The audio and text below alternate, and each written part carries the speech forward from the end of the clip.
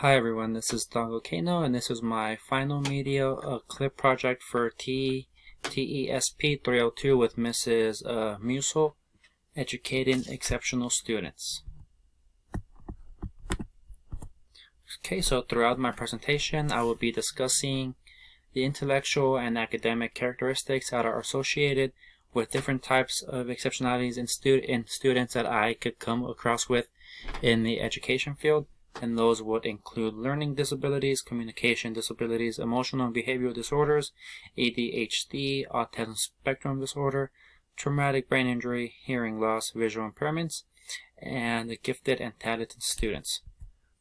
Also, throughout my presentation, I will be using the Universal Design for Learning, which is a tool that can assist teachers with the planning and instruction of their classes in order to ensure that the students are taking a part in the lesson.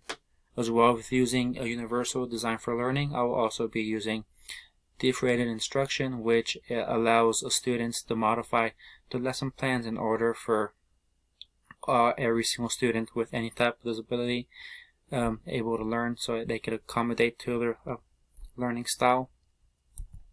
So the first characteristics we have is learning disabilities, and the idea defines the term specific learning a disability as a disorder in one or more of the basic psychological process involved in understanding or in using language spoken or written. So we have reading disabilities, mathematical disabilities, memory, emotional, and social, and then those are some characteristics. For example, anyone who has a reading disability or dyslexia, they could have trouble in reading comprehension, word identification, emotional, social. We could have students with high anxiety levels. And then my UDL application for this is having adaptive schedules, working one-on-one with any student who has any types of these learning disabilities, and then having set routines for them. And then my how I would use like a different instruction in a PE classroom is, I know many younger PE teachers have like posters of words, like, hey, like they say, go to the poster that says this word, go to the poster that says that word. And for someone who has a reading disability, it's kind of hard for them to look at the poster and see which one it is. So instead of having that, I could like have posters with shapes or cartoons or something that is very something that they could identify with easily, instead of having them struggle with the reading posters like other teachers do. And then we also have characteristics of communication disorders, and we have articulation disorders, substitutions for like W for R, like this is very common in like younger age kids. We say rabbit instead of rabbit. We have apraxia, which is a motor speech disorder that affects produced speech, which could which is a result of a trauma, stroke, or tumor, or a head injury. And we have language impairments. We have different sounds and segments like pen and pin. And then we have using the structure of words like in past tense. And my UDL application for this is having students practice in additional writing exercises to make them more comfortable with the words, and have more student interactions, because I feel that school is about communication. Like, we go there to communicate, and I think that it's very important for us to allow students to interact with one another. And then we also have a speech language pathology. We have many of those around our school districts, and I feel that those could be a very helpful tool to use for our students. Okay, and then we also have characteristics of emotional and behavioral disorders. And again, IDEA uses the term emotional disturbance to refer to a condition that is accompanied by one or more of the following characteristics over a long period to a marked degree that is advertisely affects a student's educational performance. So we have anxiety, bipolar disorder, externalizing behavior, internalizing behavior, and mood disorder. And those are some of the characteristics that they could have. And my UDL application is self-regulating have the students self-regulate. This can help the students control their behavior, or using technology such as computers, tablets, or apps, and it could help with any of their behaviors or emotional and behavior disorders. And then how I would use this in the PE classroom is, I think that PE encourages the emotional development of a child, and it gives them the positive attitude towards exercise. And like, just give these students simple tasks like taking down nets, or bringing the nets into the classroom, or just simple as like getting equipment and setting up cones. I feel that giving them a task allows them to feel that sense of like they are welcome in the PE classroom, and not like, I don't want them to feel like they are ever not welcome in the PE classroom. So I feel that those little tasks like that would help these students. And then we also have characteristics of attention deficit hyperactive disorder, which is also ADHD. And under the IDEA definition, a student with one other health impairment, limited strength or alertness, including heightened alertness to environmental stimuli, resulting in limited alertness with respect to the environmental environment. So we have the attentive type, which is some characteristics are paying attention to detail, following instructions, or organizing tasks. Then we have the impulsive type, which is blurting out answers, interrupting others, or kids who can't keep their hands and feet to themselves. And my UDL application for this, for the inattentive ADHD, is just break things down, simplify, like again, have multiple steps, or give more clear instructions, and like have them step by step, follow those instructions. Allow extra time. I feel that's very important, because like, you could allow extra time on anything, a test or a quiz, but be flexible on time restraints.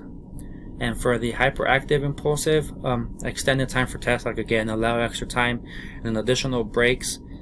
And then for a PE classroom, I feel that giving them positive feedback and using positive reinforcement, using something as simple as role play, like for any of these students, what I mean by role play is like letting them pick out their favorite mascot or their favorite team, and just letting them recreate like the sound the mascot would make, or like what team it is. And I feel that's a very good way for them to, that's a very good useful deep-read instruction I could use in my PE classroom. Okay, and then we have the characteristics of autism spectrum disorder, and then we have the repetitive restricted behavior, repetitive speech, excessive or limited reaction. We have social communication, and those characteristics are impairment, nonverbal communication, sensory of movement, gestures, or facial expressions. And then atypical language, attention to one specific topic, or repeating or echoing or interrupting others. And then my UDL application is partnerships, and then behavior support. And then how I would how I would use deep-readed instruction in my PE classroom is presume competence. Like, I cannot assume that a child with autism isn't fully capable in participating in any type of physical activity. Also, giving them visual cues and give clear and brief instructions when I give out the instructions for the specific game. Excuse me. And then also, many students on the autism spectrum disorder have many different type of interests, and I could use those interests as a effective motivation for them. Like we talked about in our for one of our modules in the autism module, and then like there was this kid, I think his name was Jeremy or Dante, and he really liked recreating these scenes of like comic books that he reads, and like I said, that it's a very good that I would allow Jeremy to create those, as long as it's a physical game, or like just have him recreate the actions from the comic books in a game type of form, which allows him to get his physical activity for the day. And I think that's how I would use the created instruction with kids with autism in my PE class. And then I have characteristics of traumatic brain injury. This is memory loss, both short-term and long-term. You have difficulty speaking along with slurred speech, lack of coordination, low self-esteem, and issues with concentration over a long period of time. Then my UDL application for this is instructional pacing and frequent feedback. I feel that giving them feedback for students who do have traumatic brain injuries is very important. And something that I could use for in PE is like letting them know that physical activity is not very harmful to them. It's not I could use many physical activities that are not like a contact sport like football. We could do something simple as capture the flag, or just like shooting, or like trying to shoot balls into a specific target, and that gives them that allows them to participate in it without getting injured or being afraid of getting injured. Okay, and then we have characteristics of hearing loss. We have speech and English, language development, social and emotional development, and academic achievements. So those are some characteristics of them. And then a UDL application is maintain eye contact and manual communication. And ways that I would use that in the PE class is keep my instructions very form and clear, and just maintain eye contact with the kids who do have any problems with hearing. And then we also have characteristics of visual impairments and blindness, limitations in range and variety experiences, inability to process auditory information.